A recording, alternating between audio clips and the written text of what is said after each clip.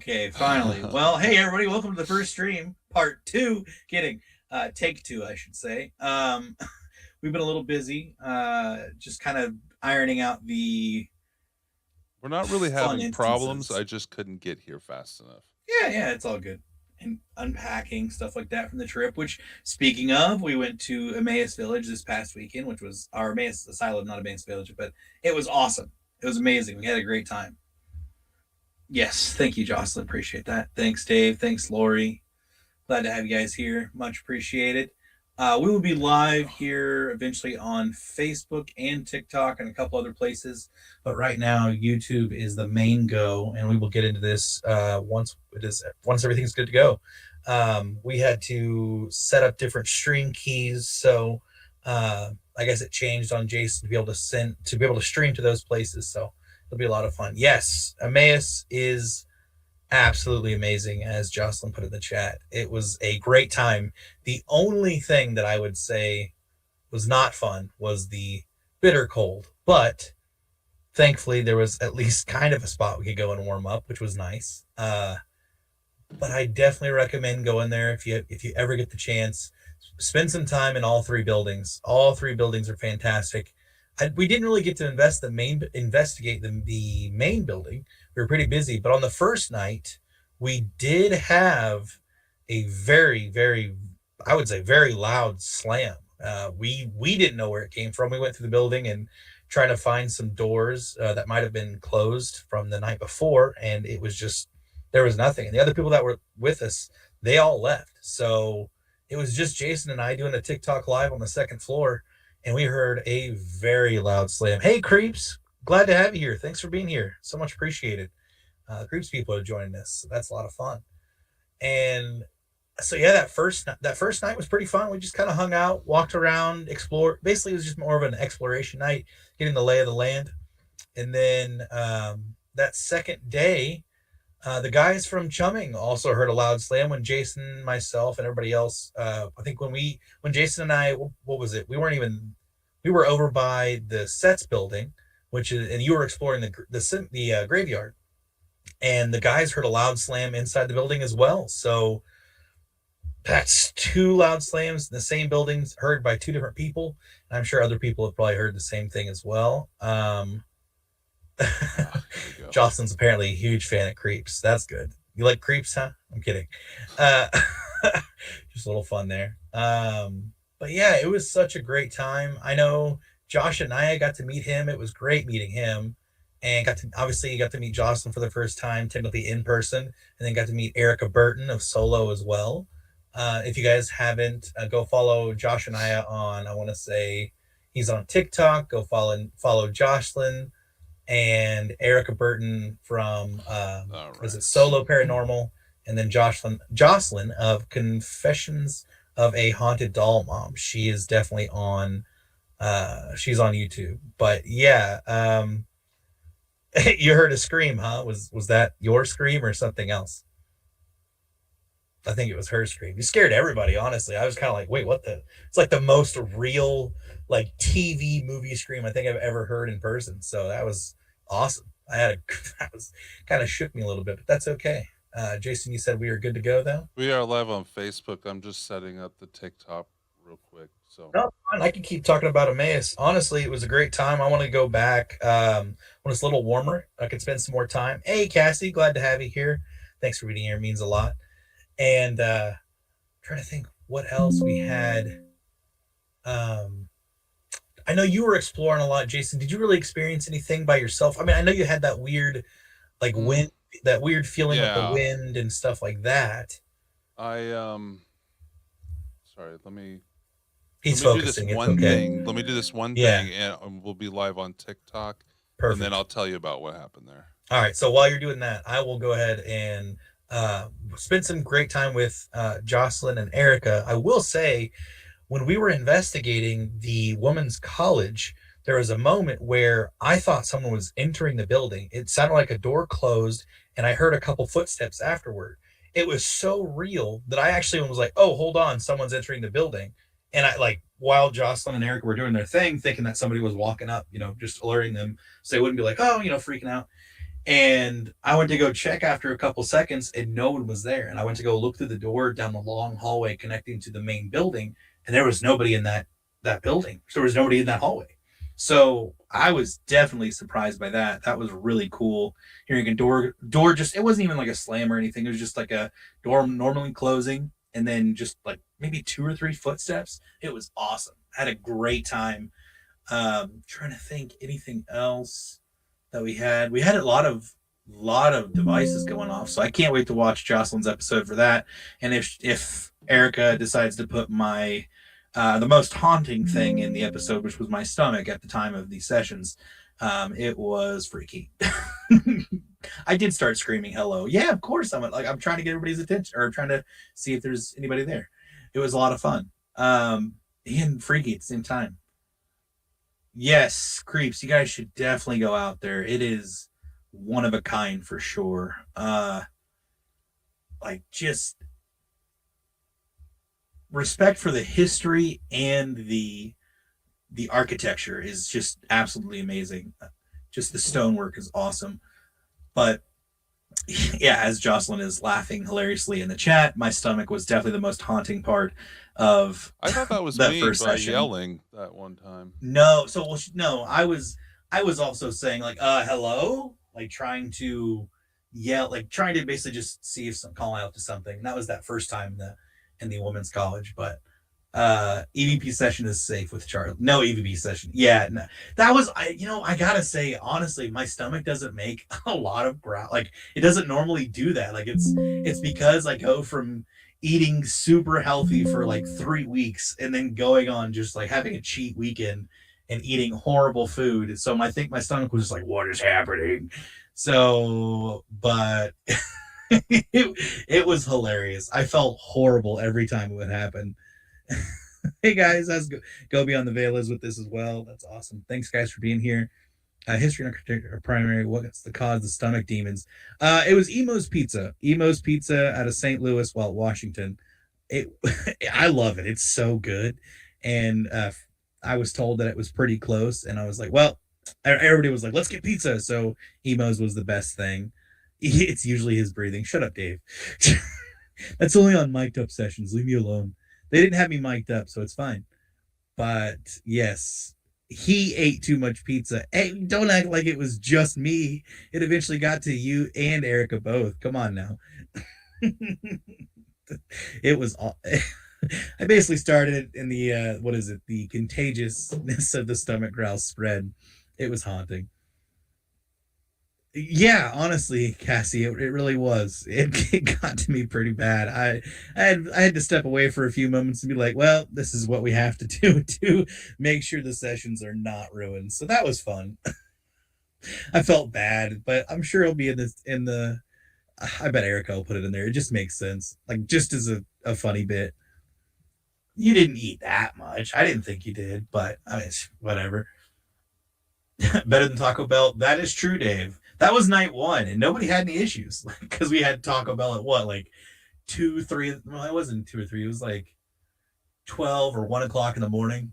It's when Larry from Chumming ordered like he ordered Taco Bell, and it took like an hour to get there. That was crazy, but yeah, I gotta say, go back. I'm definitely gonna go back. Demon Growl, no. Charles Tommy, yeah, pretty much. And it was like the long, awkward ones. It would be like just freaking like whale calls in my stomach or something. I don't even know. It's just, oh gosh, I felt so embarrassed because that was my first time actually investigating with Jocelyn or Erica. Oh my gosh, and it does. Like I said, it doesn't normally happen. It's darn healthy choices than eating like crap. That's what I'm gonna put it up to. But and that was in the solitary confinement cells at the sets building. So yeah, there's a lot of history to this place, guys. It's really cool.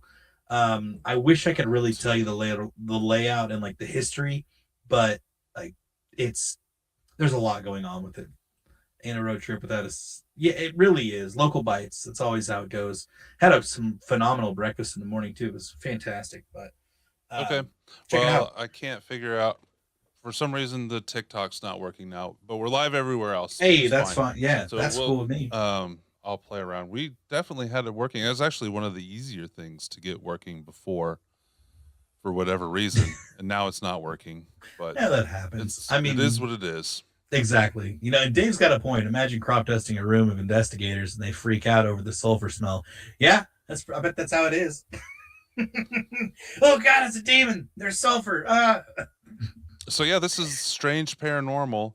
Um, Strange Paranormal Live. We're gonna do all kinds of fun stuff tonight, and hopefully Yes. each and every week. So we are going to talk about news stories, paranormal and strange news stories. We're going to go through some recent sightings that we have, Yeah. not ours personally, but ones we found online. Maybe one day it'll be our story. I'm going to interview Charles here in a bit. We're going to get to know him a little bit better. What?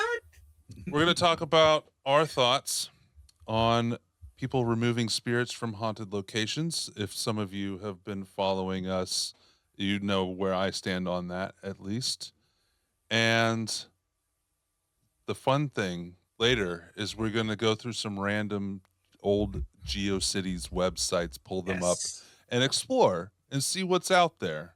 Which I'm looking forward to, because this is something I have never done before or even heard of. So first times for everything. Hey. So we do also have a voicemail line. We're not set up for to take a live call at the moment, but maybe in the future. But if you want to call and leave us a voice message or text us, that number is 575-208-4873.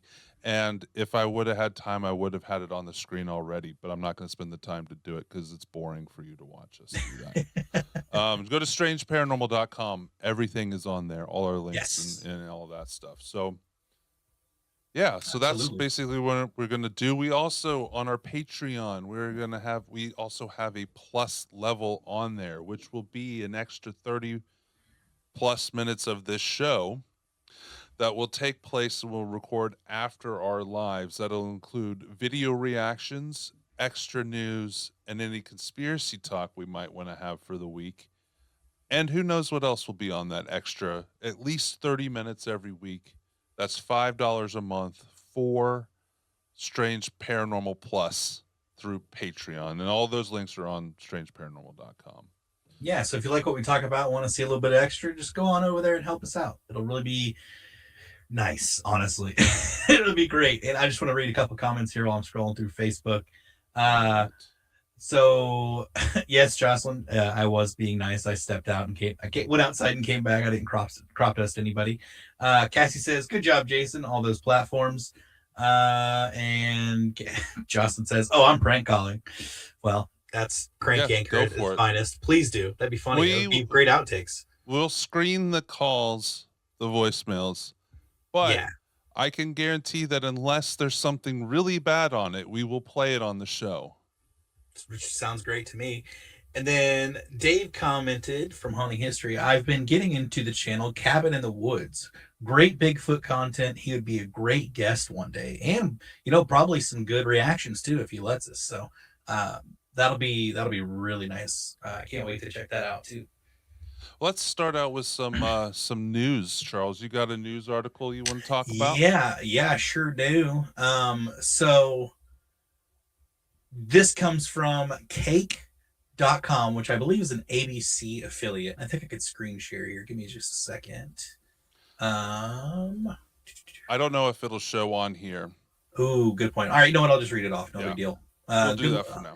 I'm not pronouncing Viking, so I should be fine. So this article is titled / the header of it is Kansans have 1.03 chance of being abducted by aliens, study says. Whoa. Jason, so you have less than 2% chance of being abducted but is by that an alien. That's more than your percentage, I would assume. They didn't have Missouri, they just did Kansas. That's all I'm seeing here. So I think it was the I think that's high though. Oh, true. Oh, you know what? It says the Sunflower State is ranked 28 in the country for alien abductions, according to a report from. You know what? Let's check this out. I'm gonna click on the link and see whatever. Canada see what else sports it says. betting. Yeah, I know, right? Canada sports betting. That's great. Comparative report: U.S. plus Canada. Let's see. So it says most alien abduction stories begin quietly, a strange light, a missing moment. Okay, great, wonderful. The Alien Abduction Odds Index of 2026 compares where abduction-related UFO reports are most often recorded across the United States and Canada. It doesn't predict events; it just compares Oh, patterns. I have a full list right here. It's in that article. So Oh, New really? Hampshire is you have a 1 in 50 chance of getting abducted by a UFO in New Oh, yeah, there it Hampshire. is. Nice. New Oh, wait. Mexico is Oh, the yeah. lowest. It's the lowest. Wow. Where's Missouri? Missouri Missouri is is 1.09. That is more than Kansas. yeah. Holy cow. I've got a 1 in 92, and Jason's got a 1 in 97. Well, Dave, we're screwed, bud. um, Cake is based in Wichita. Thanks, Cassie. Appreciate that. She believes that. Yeah, I Uh, thought that sounded like a Kansas. I heard that place that news channel before. I don't want to butcher your name. I'm guessing it's Time Traveler. It makes sense. Happy to have you here. Thank you very much. I don't want to be like, it's Time Traveler. Just kidding. It's probably not. It's probably Time Traveler. Let's see here. Yeah, talking to Cassie. Wait, where can I go to get abducted on my way from Time Traveler? Yeah. I would say, what's the most percentage? Like, what's the biggest one? The New Hampshire, 2% chance, 1 in 50. So it does say that in Kansas, between 2019 and 2024, the Sunflower State reported 289 UFO sightings and 14 abductions. Wow. I wonder if that's MUFON that's getting those reports. That's a great question. Let me see if it says it in this article here. Keystone is fine. Yeah, New Hampshire's number one. Idaho, Vermont, Maine follow closely with 21 sightings. It doesn't say where they got the info. It just says that alien hotspots and the charts there. Yeah, it doesn't say where they got the information from. It's just reports, which that sucks. I wish they could say where it was from. After when this show's on playback, if you're watching on playback, this link will be in the show notes. Yes, absolutely.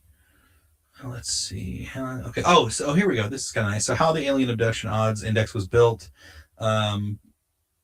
It doesn't try to explain these experiences. It simply tracks where people report. So, index look at three simple signals: how often UFO sightings are reported. This shows how frequently people in the region report seeing something unusual in the sky. How many reports mention abduction-related details? So, claims such as missing time, physical encounters, or being abducted aboard a craft. Whether reports appear consistently or over time. Regions that show steady reporting year after year rank higher than places with brief one-offs. Each location is scored as 0 and 100. Okay, that makes sense. Data covers 20. Oh, data sources. You got New Fork, which is National UFO Reporting Center, Canada UFO Survey, U.S. Census Bureau. Interesting. Statistics Canada, Center for Disease Control, so CDC, and then Google Trends.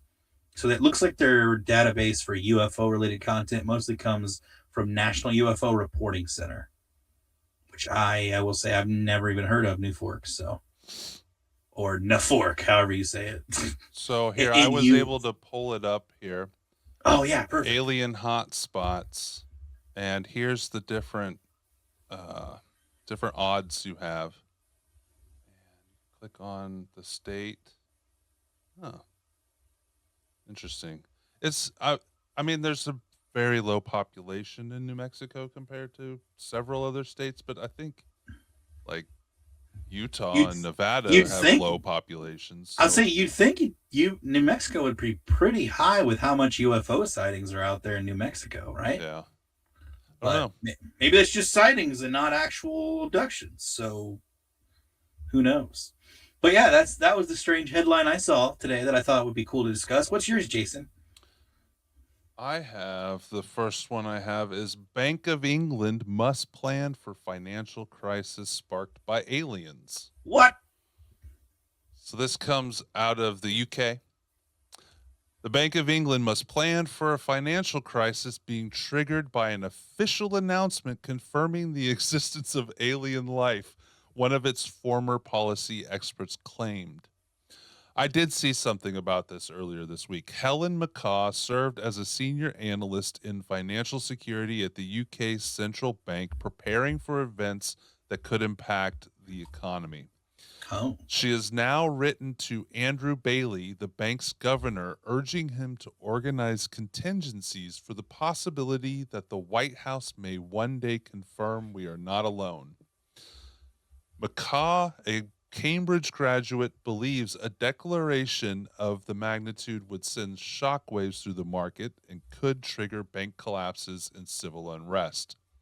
Until makes sense. recently, suggestions that governments were covering up the existence of alien life were limited to small coterie of conspiracy theorists. That's us. Hey, Rubio, a close. Are they talking about Marco Rubio? Oh, however, the host of senior American officials, including the Secretary of State, Marco Rubio, the New York Senator Kristen Gillibrand, and James Clapper, a former director of national intelligence, have recently indicated their belief in the possibility of intelligent non-human life. Rubio, a close ally of President Trump, told the makers of the recently released UFO documentary, The Age of Disclosure, we've had repeated instances of something operating in the airspace over the restricted nuclear facilities, and it's not ours.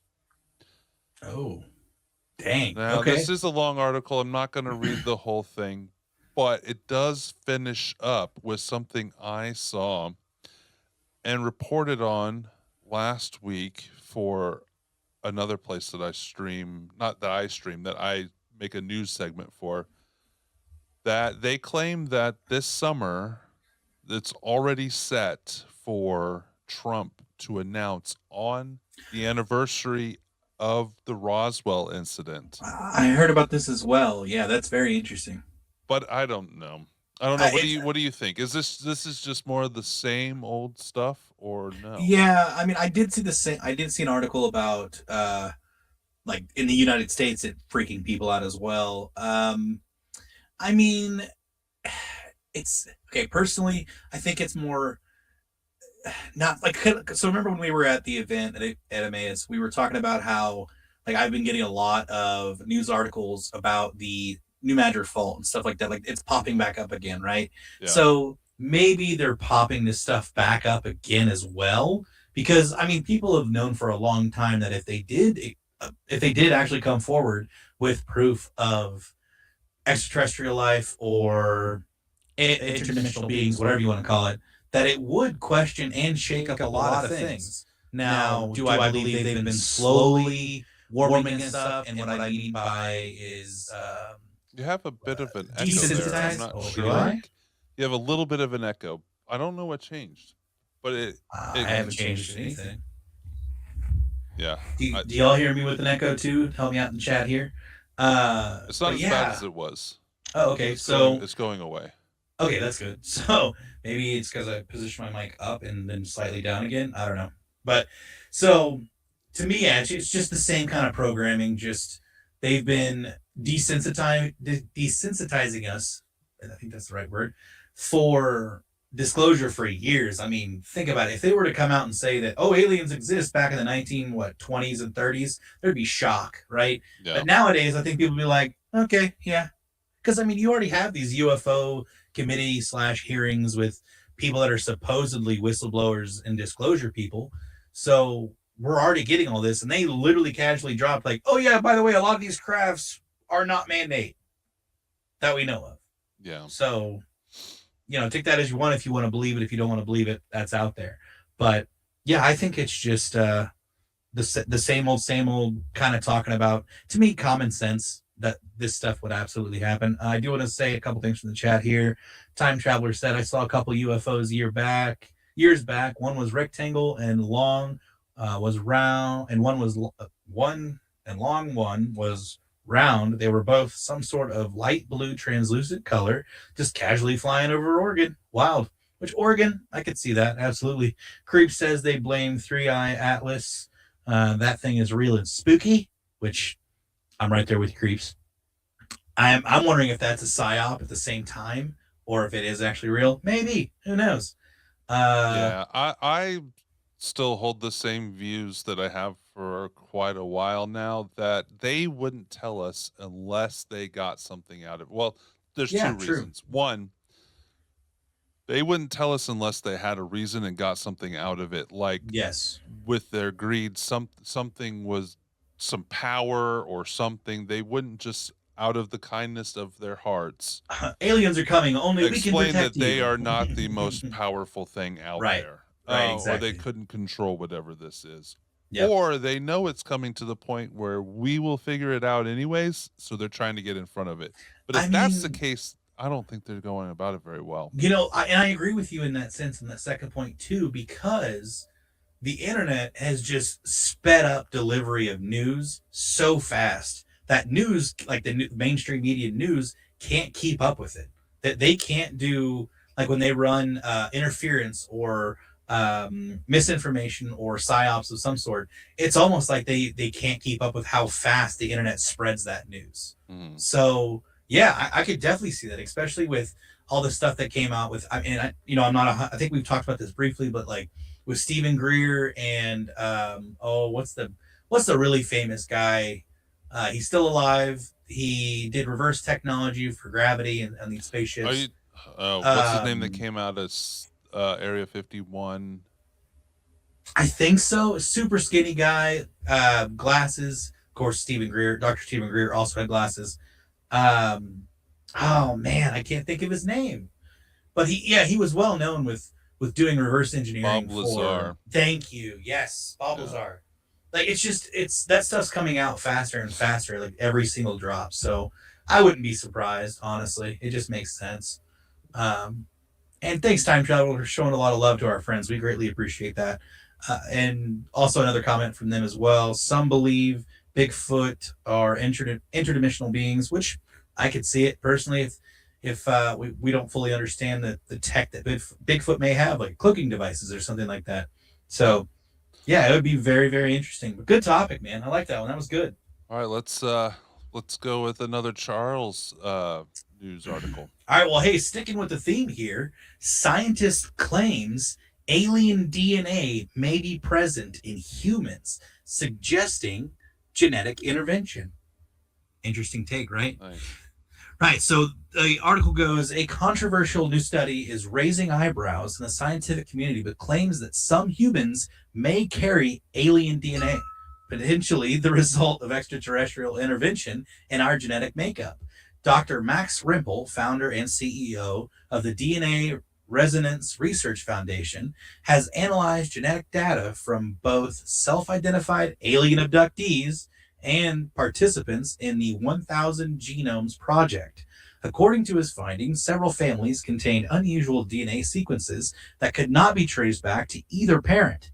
The research, which has not yet been peer reviewed, suggests the existence of 348 genetic variants unaccounted for by known inheritance patterns.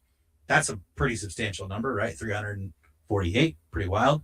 If proven, this would be as world shattering as recovering a flying saucer, said author and UFO researcher Nigel Watson, who urged caution due to the study's speculative nature and limited data set.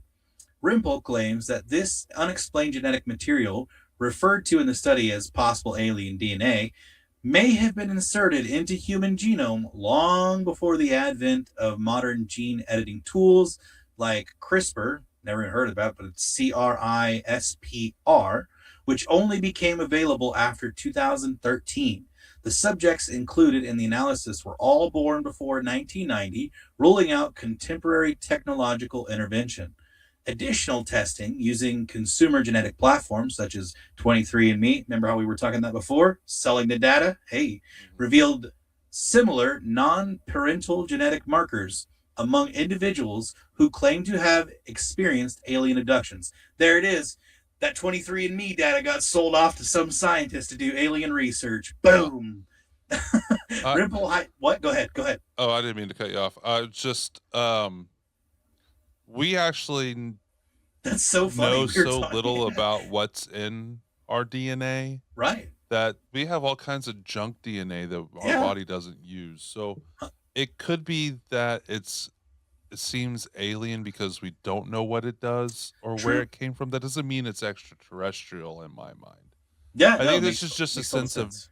science not fully understanding everything still yet, Oh in yeah, my that opinion. is evident. I mean, we still don't understand what most of the ocean like floor, like what's all hidden in the rainforest as well. So you think we're gonna really understand the human body to a T? No, there's no freaking way. So the article continues. Rimple hypothesizes that these markers could indicate a large pattern of extraterrestrial genetic modifications. He further speculates that the presence of alien DNA may be linked to neurodivergent traits such as autism and ADHD. Although he acknowledges that this connection remains unproven, of course, some individuals may even possess heightened cognitive abilities, such as telepathy, according to this theory. Article's almost over. Ripple emphasizes that more accurate data is necessary to validate these claims. Current genotyping methods, he says, lack the resolution needed to detect the novel variant involved. He is advocating for a broader use of the next generation sequencing to conduct detailed studies of families and potential alien ancestry. Nigel Watson echoed the need for rigorous scrutiny, noting that many alien abduction reports are anecdotal and may stem from psychological and environmental factors. Nevertheless, he agrees that further study of these claims could yield significant findings. Despite the skepticism, Rimple maintains the potential alien hybridization could have profound implications for future human evolution. So, what do y'all think? You think it was aliens, or you think it's just we need to do more research? I think we need to do more research personally, Well, but so even if it came from an extraterrestrial source, in my mind, that doesn't mean that it's some alien being out there true. injecting whatever into us to create us. It could be a seeding process of something just floating Oh, through space and ends up on the planet and injects into our DNA and because over yeah, it could have happened millions of years ago, and over time our body exposed to it and yeah. started using it in some way, and it got into our DNA. Well, and take that a step further too. Even in our own like oceans or our own like planet's permafrost, when they're digging into all that ice, who knows what they're unleashing like throughout the rest of human like Hmm. you'd think it would be safe and contained, right? But I do worry about what they could unleash from the permafrost that could maybe wipe out civilization because our bodies are not, I would say, accustomed or attuned to fighting things that are that old as far as bacteria and viruses. So who knows what one day science may release on the world and kill us all. Just saying. Yeah. But that was good. What do you think, man? Yeah. What's your next one? My next one, I'm going to pull up our browser feed here. Absolutely. Dave says, "I'm wondering if that has anything to do with the cloning being claimed in the Epstein files because of the 23andMe connection. Maybe. I know that Switch cloning back was over. heavily discussed, and I mean, if they can do, um, ooh, okay, cool. This looks pretty cool. I like to see where this is going. But we can already clone animals. We can already clone like specific, like I mean, I know gene manipulation is 100% a thing. So that's a very good point, Dave. Absolutely. Dave also says that's how The Walking Dead started. Jason, LOL, and thanks, Cassie. I greatly appreciate that. All right, Just so my interesting news points. article, my next news article, ghost allegedly caught on camera at Oldham Coliseum. Oh, I see it. Nice. The ghost of a little boy has allegedly been caught on camera at Oldham's Coliseum Theater. Friends of the Coliseum, the group that successfully campaigned to save the theater following its closure in 2023, posted the photo on Facebook January 29. They say the photo was taken by a contractor working on the theater's ongoing refurbishment. It shows scaffolding on the backstage area of the theater, but there appears to be a small boy at the bottom left corner. I'm going to try to zoom in on that. I know that the quality might not be close enough. We will share this so people can see it on our various pages afterwards. I actually have a bigger blown up version of this somewhere. Actually, let me see if I can find it real quick and bring it on screen. Dave, I'm with you on that. Okay. Let's see if this will show up on this. No. Bear with me, guys. I'm going to try to get this view for you. There's too many people faking stuff nowadays. Yeah, that's true. There we go. Well, that looks great. So that's the photo. Take it for what you will. I mean, we all know that it could be fake, but that doesn't mean it's always fake. Let's keep reading the story here. His hands, legs, clothes, and facial features are faint, pale, and grayscale, but clearly visible. The post reads, "We all know the story of Harold Norman, who is thought to haunt the theater, but this image seems to show a young boy stood below the fly tower." Oh, this was on an episode of Most Haunted in 2004. And they talk about Harold Norman, an actor who was killed on stage at 1947 while he was playing the lead in Macbeth. But why would it be a kid? Exactly. This story doesn't line up.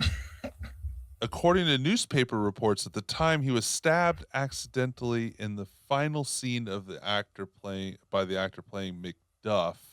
Et tu, Brute? I'm just kidding. It's probably the wrong play. I've seen they also have a lady there. A ghost lady. Accidental stabbing. I'm not trying to laugh, but how? I don't know. An accidental shooting, I can see that, right? Blanks, but they're actually not blanks. But blanks actually can hurt, by the way. People didn't know that. So let's just take it on, let's say this was just somebody taking a photo. Mm-hmm. And it was there. It clearly looks like the shape of a kid. Oh yeah, I can totally see it where the eyes would be. I can see an ear, the hair, the arms, the legs. It's almost too perfect. You know what I'm saying? Yeah. But yeah, no, I hear you. But okay, so then let's take the other argument. Okay. Does it look like, I'm zoomed in pretty close on here, and this is just a copy of a copy that I screenshotted and then blew up. Yeah. I don't see any pixelation around it that makes it look like it was blended in. Okay. But it could be done really well. I think I kind of do see some pixel outline, like a little bit of black in there, to the, like when we're looking at it. So our left and then our right, like just kind of around the shoulders, like there is some pixelation a little bit there. And then black does weird things, especially when you zoom in on it. I agree completely. For me, yeah, it's really hard. I mean, it's hard to tell, right? But I agree with some of the people in the chat on the back. Mm-hmm. I agree with some of the people in the chat. It needs to be put through an AI detector or some sort of AI to see if it's been manipulated or not. Yeah. So that's that news story. I like it. But Dave, yes, you should absolutely submit some real and fakes for us and see if we can tell the difference and see if chat can tell the difference. That's a segment that Dave and I used to do on Boogeyman. Oh, that's one of my favorite segments for sure. It was actually a game. We rolled it into our game nights. Cassie, but imagine a Macbeth and Julius Caesar hybrid. LOL. Absolutely. 100%. So I have something that so we're going to move on here in a second to your interview. But first, I want to talk about the connections of the Seattle Seahawks and the Pope. Oh, yeah. Let's get into that. Have you heard about this? No, I have not. It doesn't 100% line up one for one, but the last three popes, when they came into power, it's not office. What I don't know what it's called, but when they were coronated, papacy. I don't know. The Seahawks were in the Super Bowl all three times. The Seahawks are blessed. So it's not the same year, of course, but it's the season. So last year we had Pope Leo come into power, and the Seahawks won this year. Okay. In 2013, it was 2013-2014 season, the Seahawks won, and that's when Yeah. Pope Francis came in 2013. Now, in 2014 and 2015, the Seahawks went, but we didn't have a new pope, but they lost. Oh. In 2004 and 2005 season, the Seahawks went to the Super Bowl. They lost, but that's when Pope Benedict, the 16th, came into power. Hmm. Do you think that that's some kind of just strange coincidence? I The mean, last three popes, the how Seahawks much were of in the a playoffs how or much of in a the Super coincidence? Bowl. How much of a coincidence is the like? How much of a coincidence is it between John Wilkes Booth, Kennedy, Abraham Lincoln, all that kind of stuff? You know what I mean? Yeah. So I mean, it's a very valid point, and it could be. I mean, today's point, the current pope is a Bears fan, which makes sense why the Bears did so well this year. But the pope is from Chicago. Okay, that's crazy. Oh man, it's just maybe it's one of those like cracks in the matrix. You know what I mean? Like, hey, every time that new pope gets elected, the Seattle or the Seahawks have to win. Can't explain it; just happens. You know? Obviously, it hasn't happened through history. It just happens to be the last three. Yeah. We'll just have to see how it keeps going. Cassie, I wouldn't bet your entire money onto it, but maybe throw 100 here or there. You never know. She says code cracked. Now following the Catholics and betting on Seahawks making the Super Bowl. Take my money. This awesome. is supposed to, I don't want to go into this. We could do this in a future episode where we break it down. But we are supposed to be in the time of the last pope. The pope that is currently in power now was prophesized to be the last pope a couple hundred years ago. Well, okay, so I'll save that question for just one question. Just hear me out. One question. What I know, then there could be multiple explanations, but is it based off of the name or the it's number based on of the popes? number? So a pope, I don't have it in front of me. I can't remember his name off the time. Not a pope, a saint. A saint. At the time, he made a prediction, not like Nostradamus type predictions, where he laid out something about every pope going forward into the future. It was a short line, a short anecdote, something about every pope that he saw prophesized going into the future. And we are at the number where he said that this would be the last pope there ever was. Okay. So that's a little tease. We'll talk about that in the future, but just because we were talking about it, I thought I'd throw that in there. Okay. All right, Charles, you ready to be interviewed? I'm as ready as I can be, I guess. Is everybody else ready for me to be interviewed? Yeah, we'll start off easy. All right. Who are you and where do you come from? Who am I? Well, my name is Charles Fort. Some call me Charlie, some call me Chuck. Preferred Charlie, but either one works for me. I come from south of Kansas City, probably about 40 minutes south. So mid-Missouri, roughly. How I started in the paranormal. Well, no, that's the next question. This is just where do you come from and who are you? Where I come from, a little town called West Line, Missouri. It's not even really a town. It's literally a registered ghost town. But the main reason why, because there is another town that was called Northwest Line that literally became a ghost town. Nobody lives there anymore. But yeah, that's where I'm from.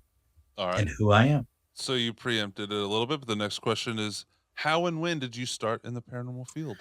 Well, as a young kid, and I'm talking about like young, like 5, 6, 7 years old. Little Charlie. Oh yeah. I actually grew up in what I believe was a haunted house. The reason why is I would see just very random occurrences. Shadow figure here, shadow figure there. I literally had the ghost of what I thought was a little girl next to my bed, scared the living bejesus out of me. I saw mimics of my sister. So I can't say it was my sister, but it looked a lot like my sister. So I just say it was a mimic of my sister. Kara, my wife, is Yeah. terrified of the idea of mimics. Yes. She's absolutely terrified by it. I I'm wondering if mimics aren't necessarily ghosts and they're not their own paranormal, like supernatural entity. Does that make sense? Yeah. So that would be a good, a very good. I think that would be a very good topic to discuss one day. But so I would never see my mom, my dad, or anybody else, but it was always my sister. Now a twist to that: my sister in her room, she was afraid of dolls, but more particular, she was very afraid of this certain corner of her room because I think she saw something in that corner and it terrified her one night. And so the fact that the mimics that I would see seem like they would mimic my sister just seems like it was not necessarily close to my sister, but spent a lot of time around my sister. So just kind of throwing that out there. But my favorite story to tell as far as paranormal experience would be the little girl that I saw next to my bed. All right. I was laying on my left side. I was on the edge of the bed, and I was basically asleep or trying to go to sleep. And if I had my eyes open, I could see into the bedroom across the hallway. There was no doors; there were just doorways. We had curtains over our doors, and so I could see into the other room, and the light was on. And I remember closing my eyes for a certain period of time, and then when I opened them, there was the head and shoulders of what I thought was a little girl. That was the very first instance. My sister is 5 years older than me. There should be no little girl in my house. I'm probably, 9, 10, 11, somewhere in there. So without skipping a beat, I freak out and go, oh shit. And I cover my face up with my covers and I just pretty much start hyperventilating. I'm just, freaking out. And I didn't scream. It was late in the night. I thought I saw something. I really thought it was my sister trying to scare me. But then after a little while, because she honestly, she had a habit of trying to scare me. We used to put like little haunted houses on in my house and we'd decorate stuff. It was fun times. But so I remember lifting the covers up and then she was just gone. Now, here's a couple details. I don't remember hearing her get up, hearing her move, hearing her breathe, nothing. And details of the little girl. The hairstyle, which reminded me a lot of my sister, the hairstyle looked almost exactly like my sister's. It was just like kind of over the top and then straight down. And then the face was just pitch black. No facial features whatsoever. I could see hair strands, like kind of like a light breeze and the hair strands would move. So, and then, like I said, this head also blocked out the light from the bedroom across the hallway. So for me, I don't think I was seeing things or dreaming because of that amount of detail. I remember vividly what this thing actually looked like and that it didn't, like I couldn't hear any movement once I put the covers over my head, no breathing, no nothing. It was just there. And then all of a sudden, after a little bit, it was just gone. So to me, instances like that is what really piqued my curiosity about the paranormal. And so as a kid, I would gravitate towards a lot of paranormal / supernatural books. It really just something about reading those kinds of books were just stimulating. They were more stimulating compared to those children books of the time. Yeah. And it was really cool. I actually got to write to my favorite author, which actually happened to be and I couldn't tell you the person's name, but at that time, I would think it was like first grade. So I was 7 years old. I got to write to my favorite author who was a supernatural. He had like multiple books, but he was a supernatural or paranormal book author. And he hits me back with, hey, thanks for writing me, blah, blah, blah, blah. And then he goes into, have you looked into reincarnation? Do you know what that is? And 7-year-old me was like, I remember seeing, like, I got to write back to him. I remember seeing it in your books and like this kind of stuff. And then He's like, well, you need to look into the person named Charles Fort. And when he wrote out my name, I was like, what? So I looked up this guy named Charles Fort, and that just was like kind of like a light bulb going off in my head. Like, well, that's an interesting coincidence. Yeah. His name was Charles H. Fort, which is my name. His middle name is different from mine. I will say that. I would say, is the what great grandfather of the paranormal, or I would call him a paranormal. Actually, have called him a paranormal forefather. Forefather. Okay. Yeah. So he wrote 4 main books, but I would say his ultimate success was Book of the Damned. Mm-hmm. And when I tell people about this book, I explain that damned doesn't necessarily mean like what we would think as today as like the devil and stuff like that. It was just things that can't be explained. Right. So back then he would have to put it in a certain way. You can't say the book of things that can't be explained like in today's terms, because back then those kinds of things were just like they were damned. Right. You just couldn't explain it. It was of the devil kind of thing.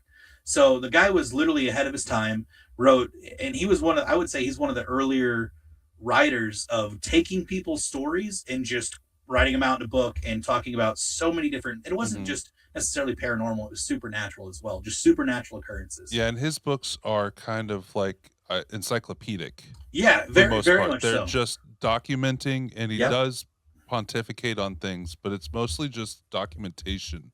Yeah, and so I was like, man, that's kind of cool. I'd like to kind of do the same thing. And eventually, as I got older, I had a couple more experiences at the house, and then I started watching paranormal shows, and I was like, man, I could totally do something like this too. So my first, and this may be a question, I don't want to jump the gun here, but my first, I would say, paranormal, like trying to reach out, was literally just a knockoff MP3 looking iPod looking thing that had a recorder on it. And I went to my basement and I recorded a session of just me asking questions, because I thought that was like, oh man, I could totally do this. So I tried to reach out to spirits that were in my house. And I will say what was interesting about that time is it did sound like I caught something, but it was that recording was so old I couldn't even tell you what it is now. But I investigated the house a couple times after that. It felt like there was some stuff, but I would say that is what led me into the paranormal for sure. Oh, and by the way, I just checked. We are live on TikTok now. It just took us an extra 15 minutes for whatever reason for it to connect. I don't know. I don't care. We're live right now on TikTok as well. Okay. Well, that's awesome. Okay. So what do you enjoy doing outside of the paranormal field?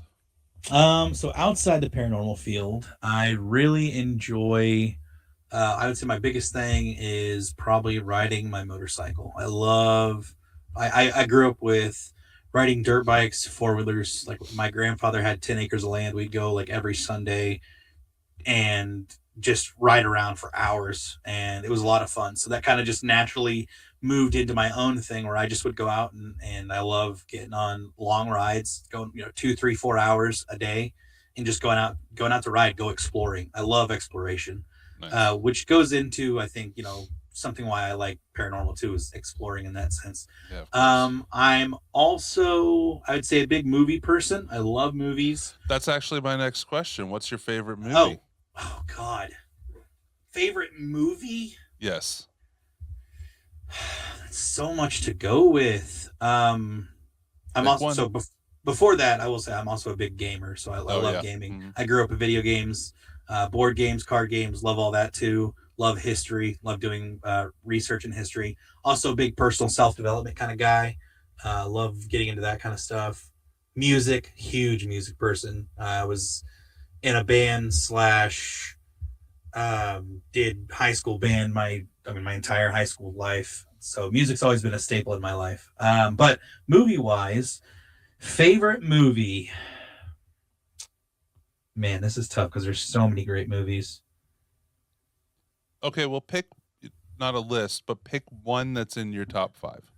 Top 5 would have to be one that's definitely solidly in your top 5. I'm okay. One that's definitely solidly in my top 5 has got to be Young Frankenstein by Mel Brooks. Nice. Love Young Frankenstein. That's easily one of my favorite movies. Second up with that, I'm just gonna say also another Mel Brooks movie, Spaceballs, because I love Star Wars. Yeah. So if I had to list out, I'd say Spaceballs. Love Spaceballs. Mel Brooks was just ahead of his time, way ahead of his time. He introduced comedy like I don't think anybody else could. He not necessarily so much introduced comedy, but he did so well with comedy. He got away with so much stuff. So yeah, I'd have to say that, and then yeah, that's where All I right. leave off with that. So, if any, do you have any personal goals in the paranormal field?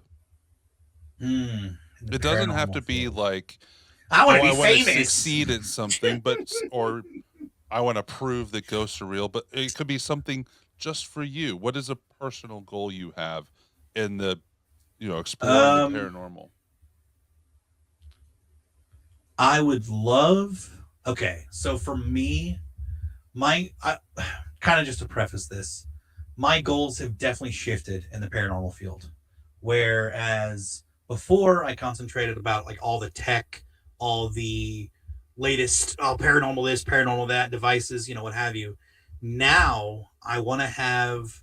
I long for that organic experience again, where I could be just doing the most basic thing. And what I mean by basic thing, I mean just like I could be watching TV and then something happens and it actually kind of freaks me out, right? Like I long for that organic feel.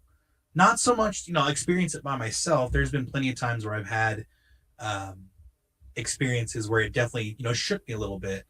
But I would definitely say just an organic paranormal experience without the reliance of tech. That's what I long for the most. Again, it's a feeling like no other when you just you have something happen that's just like whoa, Yeah. like even if I requested it, like this one time during investigation, I did reach out to a spirit asking it to show itself, and I didn't have any my filter fell. I didn't have any equipment running or anything. I mean, the only thing I had running was like a flashlight, but like that's besides the point. I didn't have a recorder. I didn't have camera recording. Nothing. I just the I wanted the spirit to trust me, quote unquote, and if they trusted me, that they would show themselves to me because I wanted that experience. And yeah, that's what I'd say is my goal is just to I'm gonna leave that down, just to experience the paranormal again, like it was not driven by tech. You know what I Okay. mean? Yeah. All right. So, some of the other questions I had, you've kind of already answered at different times. So, I have one Oh, more. If you had a time machine, where would you go? And when would you go? if I had a time machine, where would I go in history and when would I go? Yeah. Or Yeah. yeah, So, same thing. What same would you thing. do with it? Um, Man, if I had a time machine, where would I go? Yeah. Oh man, this is such a. I know it's on the spot. It's this is tough because I got to think through so many things. It doesn't have to be like your number one thing to do, just something you think would be fun or something that you would use it for. Oh man, something that I would use it for. Number one, uh, and some people may not. I mean, it's kind of my answer. I don't care what other people think. I would love to see the. I would love to see Christ. Okay. I would. I think that's my number one. I would love to do that, and then I would go back and probably, man. Aside from that, I would want to experience the '80s. I'd want to live in the '80s. I'm not saying born in 1980 and then live it as a kid. I want to live the '80s as an adult.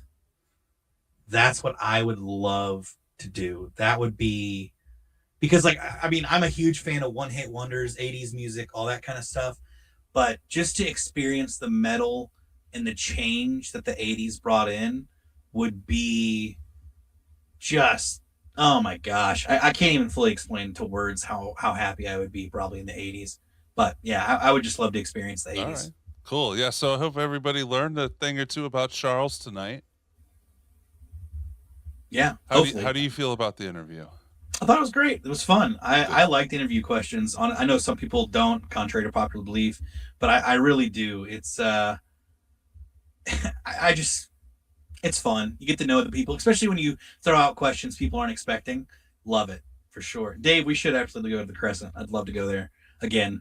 It's been a long time for sure, but All right. So let's talk a little bit about removing spirits from haunted locations. yes, 100%. So most people watching probably saw my videos where I was reacting to. I was kind of triggered by a guy who commented on one of my videos that had been out there for like 3 or 4 years. It was just me Yep. walking around the Garnett house. And the comment simply said, you know what? I'll pull it up again. I Just have it might right as here. well. Yeah, might as Let's well. see.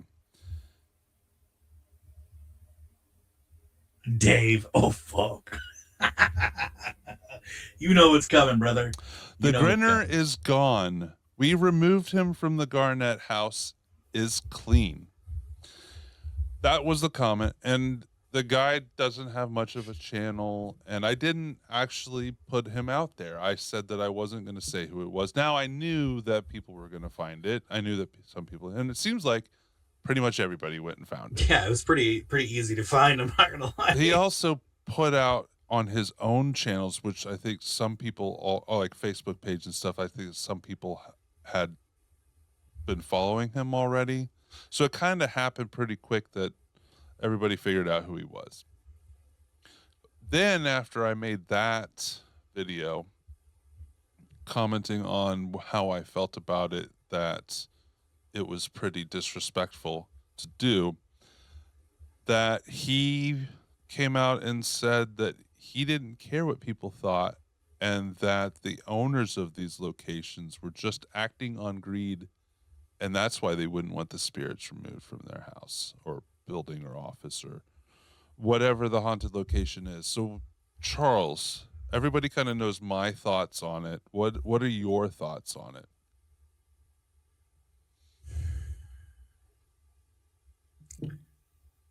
Plain and simple, just outright stupid. Absolutely stupid. To be,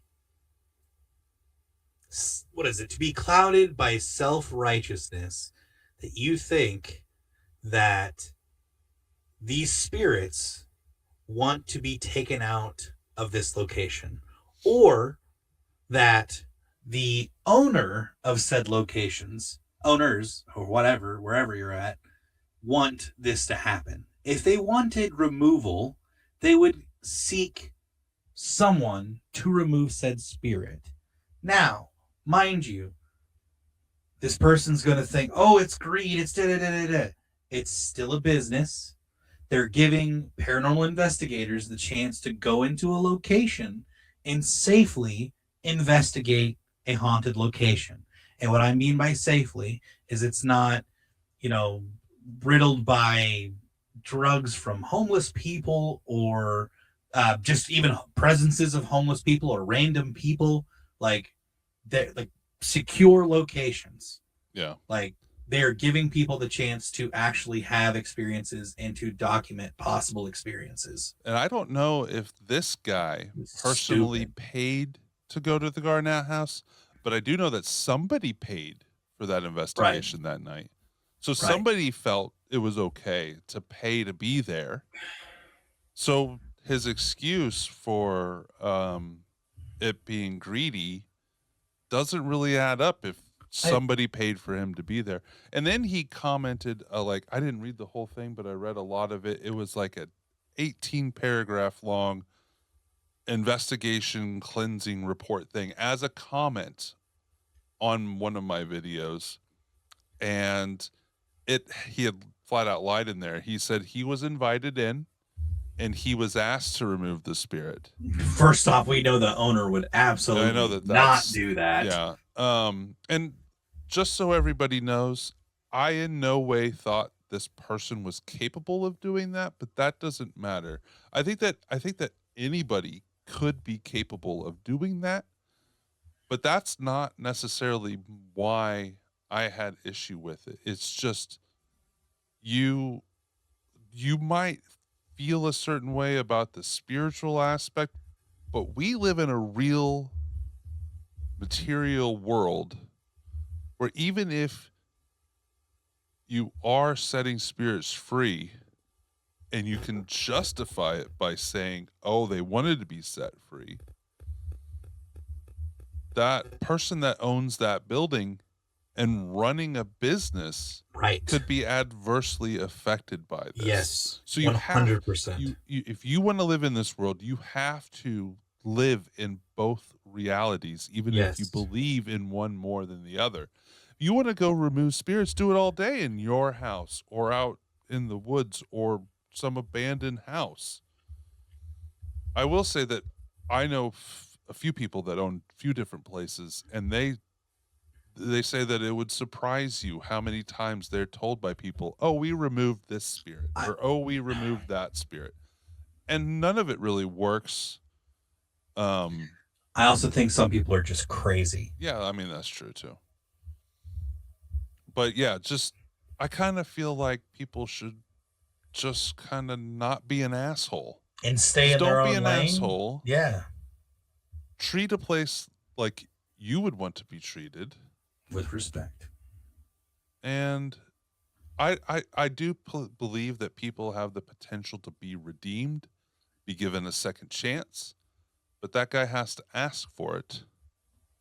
Yeah, and Dave's got a good point. He said 100% Jason. I believe he was trying to be controversial just to push his book. Mhm. His replies to comments were directing them to buy his book. So, yes, I'm right there for that. So that's my thoughts on it. I mean, No, it's incredibly disrespectful, and you're absolutely right about the person at the end of the day. They bought that location, yes, to run a business and have investigators come and investigate it. If you want to say, oh, it's all for greed, then don't buy anything ever in this world.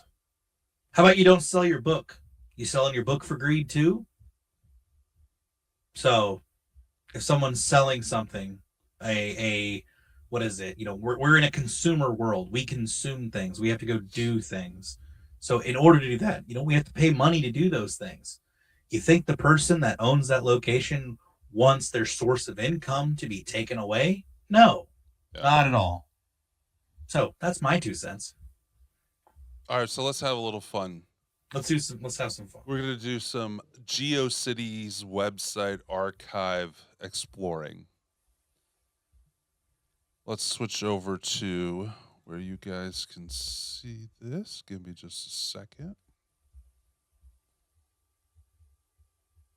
Properties. There we go. So this is, so I don't know if you're aware how GeoCities worked, but they're all little user generated websites, and they had different like spaces, and one of them was called Area 51. This happens to be Area 51 Vault 1011. And not everything's going to work on here, but I have gone through enough to know that a lot of the stuff in here works. Okay. So we'll just click on the first one here, which is Area 51 Restricted Research Center. Thanks, Adam, for the comment. He says there's only one way to remove a stubborn spirit from a location: mineral spirits. So let's click on pictures of a map of Area 51. All right. Oh gosh. So we could see Groom Lake up here. I don't know how well this is coming through for people watching, or how well you can see it, Charles. I can see it pretty well. I don't. Let me go back. Yeah, there we go. Yep, I can see it pretty well. It says down here, Area 51 Research Center, Rachel, Nevada. Oh, there's an email address here. So this was one thing we were going to do. I was going to email people on that had their email addresses on here to see if they were still active. So that's area 51. I think that's C or RC. Area 51 RC at AOL.com. AOL.com. Oh, Research Center. That makes sense. Yeah. Okay. So subject strange. Thanks, time traveler. Appreciate it. Have a great night. GeoCities site. Found your old website. Dave says, I'm watching on the TV. It looks clear. Are you still interested in area? This is great TV. This is great. Me TV. just typing out an email. Area. Jason Kupsik, Strange Paranormal. All right, I'll let you guys know if I get an email back from them. So there's. Tune in next week. It says a scale of 1 of 400. There is little wording on here that that's a baseball diamond up there. What? Where? Right here it says baseball diamond or baseball field. That's a water tower. Okay. Some of this stuff I can't read. We'll add this. It does say picture baseball diamond. Yeah, you're absolutely Yeah. right. So let's see what else is on here. Link between Groom Lake and California's Antelope Valley. Dave, I'm a few beers in, so I'm enjoying this. For more than 40 years, a secret airbase has existed at Groom Lake, Nevada, to test classified aircraft originally built by the CIA. It is now operated by the Air Force as part of the Nellis Bombing and Gunnery Range. So this was back before they came out and said that this area existed. In fact, I'm going to open this link up here. And, well, I should have pulled it up before because it does say on here the last time that this website was updated. Oh, okay. And this would have been pre-2002. Because I think that's when GeoCities went down. There's people in the world older than this.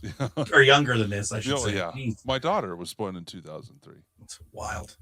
Based on military documents and other information, I believe that there's a strong connection between operations in the Antelope Valley, especially Air Force Plant 42, and Groom Lake. Real quick. Yeah. Dave says the diamond is for the company's softball games, Humans versus Aliens.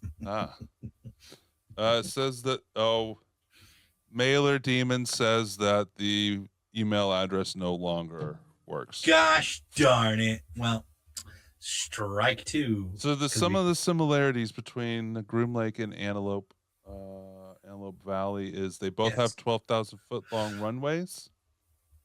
Okay. And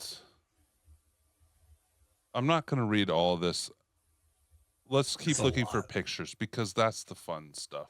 Oh, we should go back to the radio, like not right now, but just hold on to this. And if there's a radio frequency there, maybe, if you're ever in that area, pick up that radio frequency, see if you can hear anything. Okay. Here's military bases suspected of UFO activity. Ooh, they give, let's see this. Oh, they all work. The United States, Andrews Air Force Base. UFOs have been spotted over the base by military personnel and public. Barksdale Air Force Base in Louisiana was put on alert during the 1975 Loring AFB intrusions. The Loring Air Force Base descriptions during 1975, a rash of UFO sightings occurred over the base. The base, along with others, was put on a security option 3 and was told to prepare to defend against a helicopter assault. However, the UFOs were never identified as helicopters. What? It froze for like 6 seconds. Yeah. Okay. It's all right. Well, we're talking about this airbase. Maybe that's why. Maybe, yeah, works.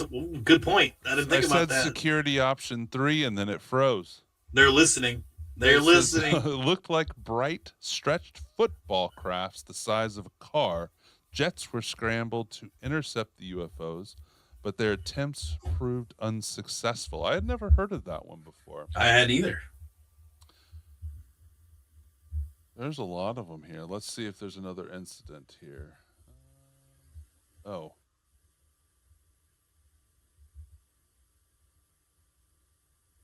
Fort Ritchie, Maryland, during 1976, UFOs were spotted over weapons storage facilities on the base. Whoa, goodness. Let's So see. fast. Let's find out if there's one in Missouri on here. Nope. One in Kansas. Nope. Darn. What about Arkansas? One in Nebraska. Nope. Iowa. Nope. New Mexico? Arkansas. I guess we're pretty safe around here. Nope. I guess so. Arizona, Luke. They said Scott Air Force Base. Worked there when St. Louis had the big triangle craft chased by police. Wild. Never even heard of that one. Oakdale Armory near Greater Pittsburgh International Airport. This armory is home to the 662nd Radar Squadron. This squadron was the military group involved in the cover-up of the Kecksburg, Pennsylvania UFO crash of 1965. So we're just going to have to look into some of this stuff. Yep, we absolutely are. Absolutely. Let's see if we can find some more photos. That's what I kind of want to get. Aliens pictures. They are here. Oh, that's fun to look at. Oh, hello. This information could save your life and freedom from the coming official announcement of the alien presence on Earth. Why Star Wars, the Hubble Space Telescope, the sudden fall of communism. The first thing, when you first loaded it, I just saw communism. I'm like, oh, shit. Okay, so beware. Only your knowledge of this fake invasion and fake rapture can prevent it from happening. Demand the truth from your government. Tell them you know about the aliens and that they are good aliens and bad aliens, and that MJ-12 is promoting the bad aliens and the one world government they hope to control. Well, you know, you need to tell your government about that. They did get one thing completely right, and that was the New World Order. Yeah. What is Brenton's theory? Oh, this is a whole story. I'm not going to. Good Lord. Okay. Let's see the Mars face. Oh, I think we all kind of know the Mars face. That's a really small photo. It is. That's knows crappy. What that looks like. The Roswell incident pictures. Ooh. Oh, man. Oh, yeah, I've seen these. Can't make them bigger. Weren't they debunked? I think those particular pictures were debunked. All right, let's go to Alien Pictures. Oof. Okay, so I don't see any pictures. Who put this font up? Oh, that's the same thing. The Foreign Technology Division. No photos. All the pictures are taken down. UFO stuff. Oh, here we go. That's real interesting. UFO guide. 1994. Oh my gosh. At all of these links. Wow, this is so detailed. This is whoever ran this is actually Travis pretty good. Walton, Zeta Reticuli. See, was the Bet Sphere on there? Sphere. Okay. Like on the one before. So Foo Fighters Sphere. Just type in BETZ. BETZ. Nope. Nothing. Okay. Interesting. That's an interesting topic. If you've never heard of it. I thought this was just going to be like fun browsing, funny things, but there's a lot of stuff here. You might need to save this website for a couple of research. Some research. Page. Oh gosh. Okay, so we'll go back to So there's that one. And I'm putting it down while I pull up the next one. Oh, Majestic 12. Thanks, Dave. That's what MJ. Yep, Majestic 12. I didn't know what that meant. Okay, I'm going to find this one. Cassie goes, looks like a webpage I made when I learned code in 1998. Well, this was probably made in 1998. I was going to say, that's pretty dang close. Okay, I wanted to read this one because... Let's see. Dang mailer demon attaching itself to your streams. Okay, so I did find that website that we were just looking at was last updated November 25th of 1996. Wow, nice. Nice. That's awesome. 96. That's wild, dude. Okay, so this one I thought was, oh, it also has an email address on it. So this one, Dave, I don't think your mathing is mathing correctly. I grabbed this one. I have no idea what it's about, but the headline is genetically advanced purple monkeys of the wrong. Amazon control the world. Oh my gosh. I could be wrong. Sorry. What the hell is a purple monkey? What is it? Is that a purple people eater's distant cousin? The theory of the existence of purple monkeys was first put forth by Tim Milliken. The tribe of the purple monkey is a tribe of genetically advanced purple monkeys.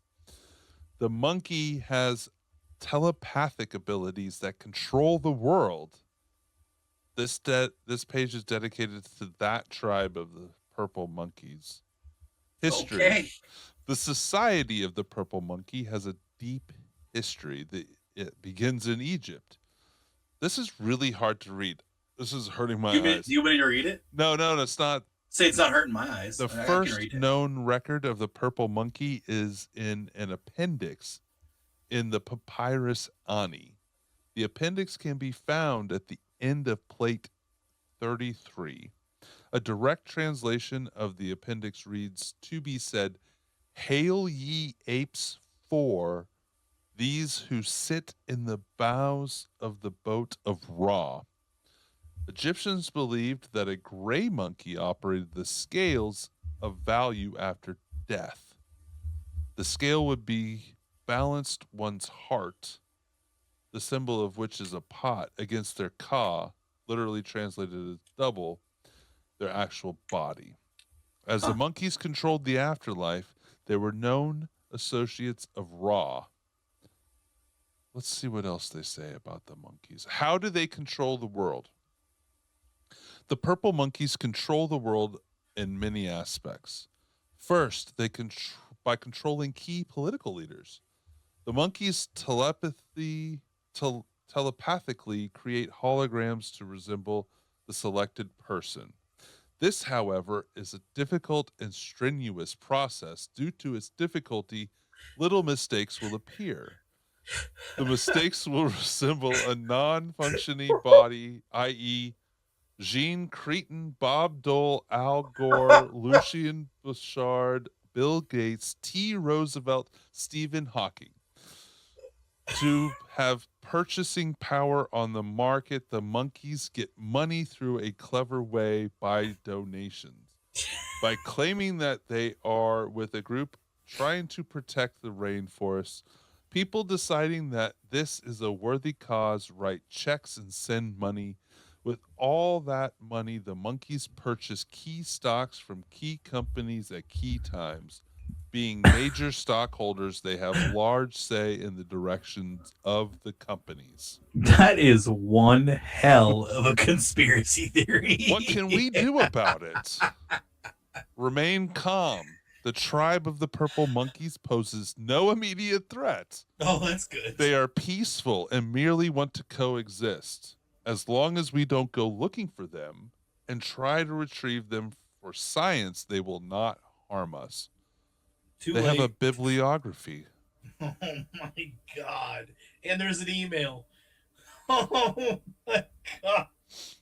Comments, idea, proof. Email me at. All right, let's give this. Oh, that's cute. Oh, this is fantastic. I am highly. It's a hot mail. Budge WEA. .com. I am looking for the purple monkeys. Oh, maybe I shouldn't have said what I said. Can you help us find the purple? Chat, you got me missing karma cakes right now. Darn it. Jason Kupsik, Strange Paranormal. All right, we'll see if we get a reply back there. This page is currently under construction. All right, so what do you think about the purple monkeys? Oh,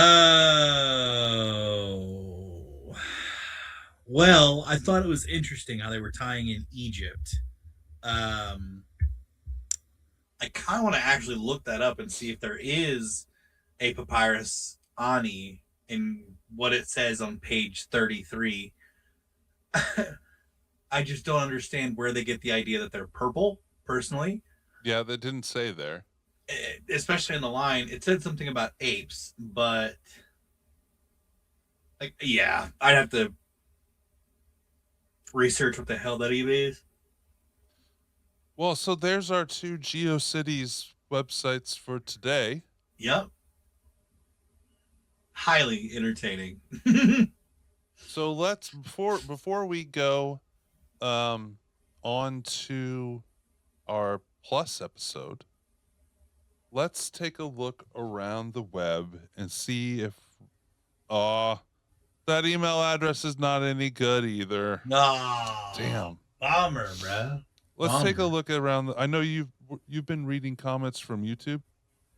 Is that where you've been reading the comments from? So let's check where other things are live at the moment and see if we have any other comments from them. I'm looking around. I don't see anything on Facebook.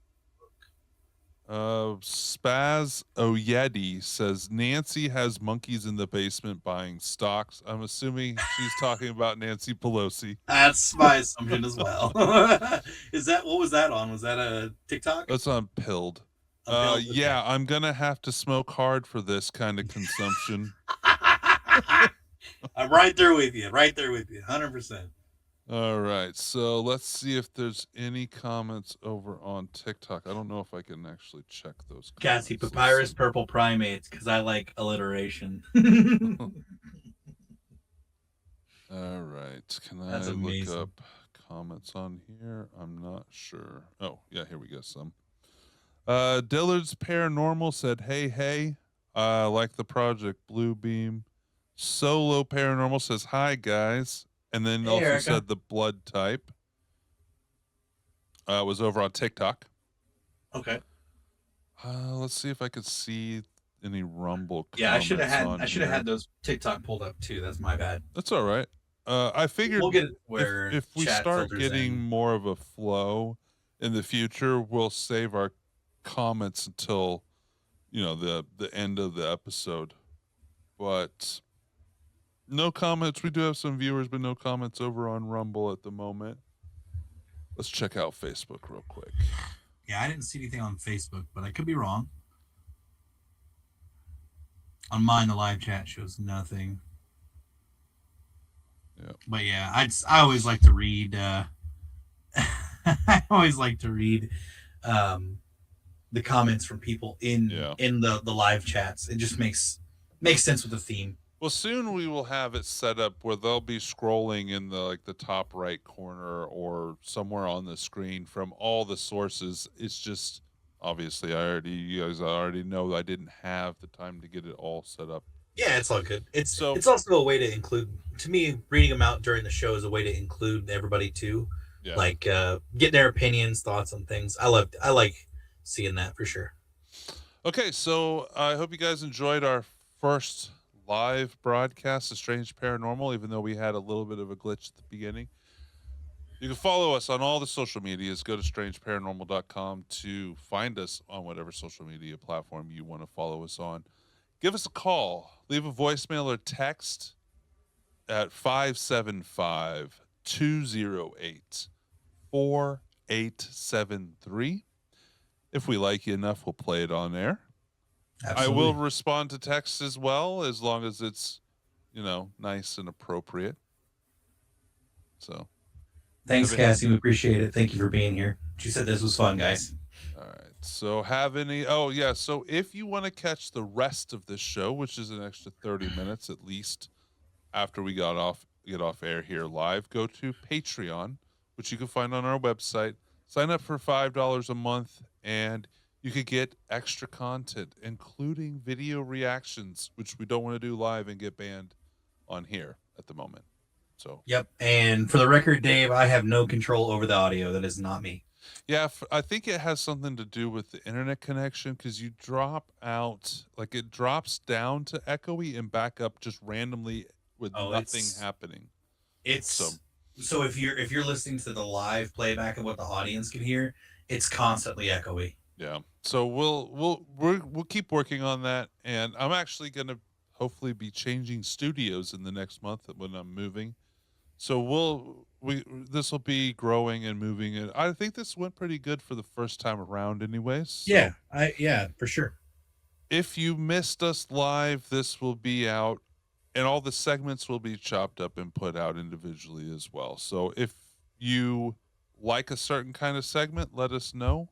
If you have any comments on a certain topic we talked about, let us know. Just give us some feedback so we can make the show better for you. Absolutely. 100%. Thank you, everybody, for being here. Greatly appreciated. See you next time.